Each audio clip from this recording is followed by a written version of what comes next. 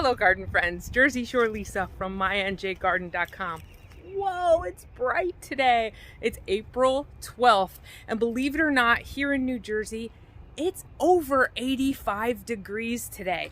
The garden is waking up, but for this time, this early spring, this weather is rough on the garden. And let me show you what I mean. Here in this front bed closest to the door, you can see my nice new coating of mulch that I have over this bed, but we have some spring ephemerals. That means that they come up in very early spring and then they fade away by the heat of summer. And you can see that these Virginia bluebells, which are a New Jersey native plant, they are coming up now and this is their time. They should be full and lush with huge leaves and these beautiful blue flowers, but the heat of an 85-degree day makes them look like they're melting. Thankfully, next week we'll be back in the 60s, and I think all this stuff will be in good shape. If those bluebells last until next week, they should see some cooler weather. Here is the rain garden, and I think we had a really rough, hot summer last year. It looks like my Baptisia, which is another New Jersey native and usually comes up right here in the middle of the rain garden, is either gone for good or really struggling to come up this season. I don't see any evidence of it yet. We have the combination pear tree that has been blooming all week, and now it's really leafing out beautifully. And down here you can see the Solomon seal starting to come up out of the ground. Another New Jersey native, does really well here in the rain garden and is much loved by hummingbirds. Over here you can see the new garden bed that I've added to the food forest. We have a couple of dwarf mulberries that I transplanted from the backyard in a shady corner. They are just starting to leaf out, and I think they're going to do really well here in this spot because they're going to get more sun here and have the space they need.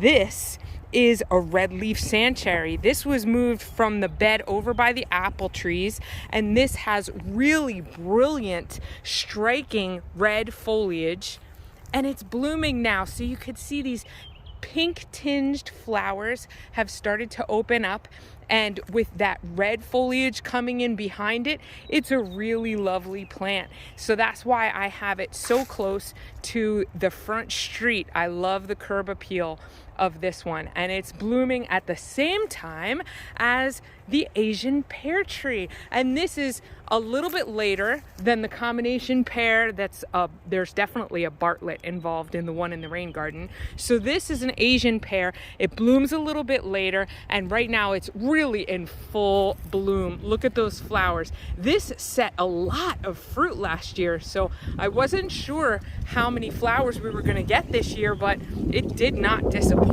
It is just gorgeous, and the bees and other pollinators have been visiting it all day. This is called a champagne cherry. This is a sweet cherry, and it's been planted here for a few years now. I got it as a bare root tree from Costco actually, and this is the first time that it has decided to bloom and join the party. So I'm very excited about this. I'll get my first sweet cherries off this tree this year, hopefully. It is supposed to be self-fertile, so I didn't need to plant a pollinator for this. I'm not sure if my bush cherries would even act as a pollinator for this because they are pretty much dropping their blooms at this point. And the over here you can see the honeyberry. This is also called a hascap. This is fully leafed out. It's already bloomed, done blooming. And we have another one over here. This is a different variety. You'll need at least two of different varieties. And you can see the flowers there. They're in the honeysuckle family. And they are super, super cold hardy. If you struggle growing blueberries, hascap might be the bush berry for you. So let's come over here. You'll see now we have some fruit trees blooming. You can see kind of the peaches are winding down with their blooms. This is a bonfire peach. another ornamental, beautiful plant that has red foliage.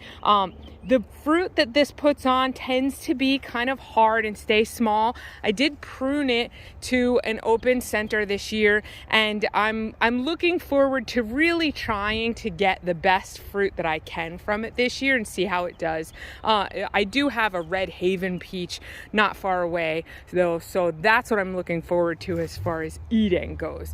This is the beach plum, and the beach plum is next up for blooming. You could see it's just covered in buds. Hopefully you can see that, and those are gonna open next. So it's a really nice succession of blooms through the food forest. You can see over there, I'm gonna come up to it now. This is called a service berry. Service berries typically get up to 15 to even 20 feet tall. This is called Regency. So it is a dwarf service berry, though I really expected it to be taller than this. This shrub has struggled over the last couple of years because historically we've had quite a few bunnies in this area of the yard, and for some reason the bunnies just loved the service berry. They'd mow it down.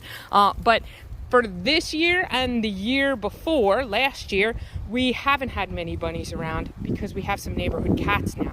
So it's recovering nicely. It's blooming now. I want those flowers to smell amazing, but when I go to smell them, they remind me of the smell of dog food. Maybe I'm alone, but they don't smell great, but I tell you, service berries taste great. I absolutely love the way they taste. This is an apricot, and I did really kind of prune it to an open center this year. There are still no flowers on it, and I'm not really sure why, but I expected to get some flowers. There's a lovely ladybug joining the party, which is good because I don't know, I can't get it to focus. We need these ladybugs here because we have some aphids showing up already over here on the elderberry tree. So we're passing by the black aronia berry, the apple, the goomy berry is right over here, and that's in full bloom. There's bees visiting that all day today. I don't know if you can see them, but over here is the elderberry, which is starting to leaf out, and now at all those little junctions of new leaves, there are aphids all over this thing. So yeah, call in the reserves of those ladybugs to help us out and battle these aphids in the yard. So this is the yard so far. It's April 12th, and I just put in yesterday, I just got a delivery of this.